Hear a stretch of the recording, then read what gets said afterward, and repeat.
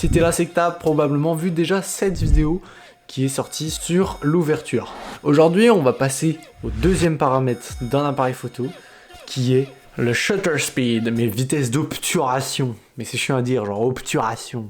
Et bah, on est parti en gros. C'est parti, let's go.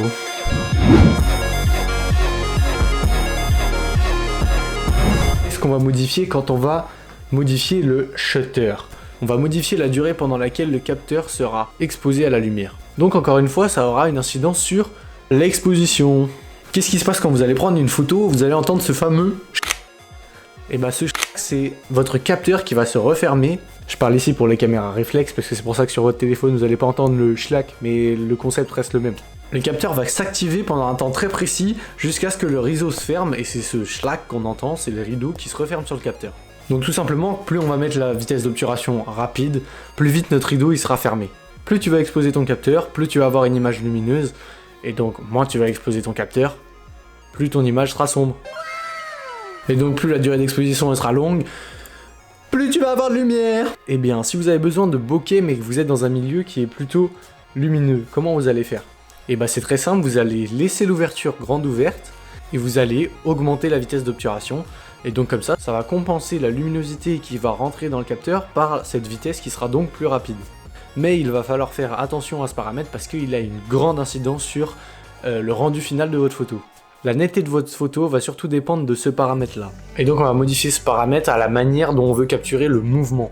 Puisque la lumière va venir frapper le capteur, et bah plus tu vas laisser ouvert, plus tu vas avoir le temps de bouger, donc la lumière également va bouger. C'est ça qui va faire ce flou en fait. Donc plus tu laisses de temps à la lumière de rentrer, plus tu as de chances d'avoir de flou. Donc plus la vitesse d'obturation elle sera élevée, plus ton image elle sera figée. Mais par contre si toi tu veux rajouter du mouvement, il va falloir que tu mettes une vitesse d'obturation plus lente pour laisser passer la lumière pendant plus de temps et donc créer du mouvement dans ta photo. Si tu prends par exemple des photos de sport où tu vas vouloir figer des mouvements qui sont très rapides, il va falloir augmenter la vitesse de ton shutter. Alors que si par exemple tu es plutôt du côté artistique, tu vas pouvoir faire des panning shots, ça s'appelle. Et donc c'est les photos où on voit les traînées de lumière par exemple. Et donc là on va diminuer la vitesse d'obturation. À des vitesses d'obturation lentes, il va falloir faire attention quand vous êtes à la main, parce qu'il va y avoir un risque de flou de mouvement qui va venir dégrader votre photo. Lorsque vous allez avoir besoin de vitesse d'obturation très lente, il va vous falloir un trépied pour que l'image elle ne bouge pas pendant votre photo. Et voilà, tu sais déjà tout sur le shutter speed. Donc on passe directement au récap. Quand tu vas vouloir augmenter la vitesse d'obturation, tu auras besoin de plus de lumière parce que le capteur sera exposé à la lumière mais moins longtemps. Mais par contre, c'est là où ton image elle va être très figée. Et donc en diminuant la vitesse d'obturation, tu vas gagner en luminosité, mais par contre tu risques de perdre en netteté. Personnellement, moi quand je commence à prendre des éléments qui sont plutôt en mouvement, j'ai tendance à rester au-dessus des 1 sur 250. En dessous de 1 sur 250, dès qu'on va avoir un peu de mouvement, ça va commencer à se voir plus sur sa photo. Mais par exemple, pour un panning shot, je vais plutôt mettre la vitesse d'obturation à 1/10. Mais en général, pour mes photos, je vais rester sur du 1 sur 250. Je trouve que le rapport luminosité et flou, on est plutôt pas mal.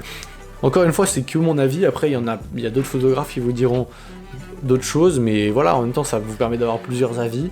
Moi vous avez le mien, peut-être que dans un an j'aurai changé de perception et donc j'aurai un avis différent, mais pour l'instant c'est pas le cas. Moi je vous le dis ça comme ça, mais voilà, normalement vous savez tout sur le shutter. Si vous n'avez pas vu la vidéo sur l'ouverture, je vous conseille fortement d'aller la voir parce que ça vous aidera à comprendre votre appareil photo. Et je vais sortir prochainement la vidéo sur les ISO qui sera donc la dernière de cette playlist entre guillemets. On aura le dernier paramètre de l'appareil photo. Et elle sortira la semaine prochaine, ou alors elle est peut-être déjà sortie. Si elle est déjà sortie, je vous la mets juste au-dessus. Et voilà, j'espère que vous avez kiffé encore cette petite vidéo tranquillement. Si vous avez appris quelque chose, je vous invite à liker, vous abonner. Oh putain, le mec chiant de fou.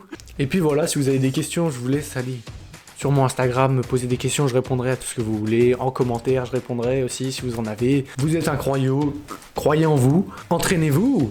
Et puis, voilà, on se dit à la prochaine. Bisous les petits loups.